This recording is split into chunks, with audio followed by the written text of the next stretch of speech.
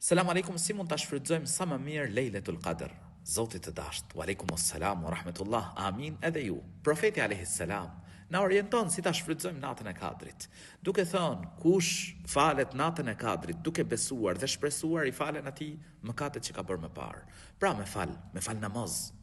Me fal namaz. Ama nevojitet besimi që të arrihen mirësit, pra natës së Kadrit, shpërblimi i namazit, dhe besimi me thonë La ilahe illallah Muhammedun Rasulullah. Nuk ka zot që meriton të adhurohet përveç Allahut, Muhammedi është i dërguar i tij. Po ashtu, lutje, sepse profeti alayhis salam i mësoi Aishës, Zoti qoftë i kënaqur prej saj, të bënte një lutje pra natën e Kadrit. O Allah, ti je falës e do faljen, më fal mua. Dhe ne falim namaz, e shfrytëzojmë me namaz, me lutje, me përmendjen e Zotit gjatësisë, me kërkim falje. Allahu na ruajt.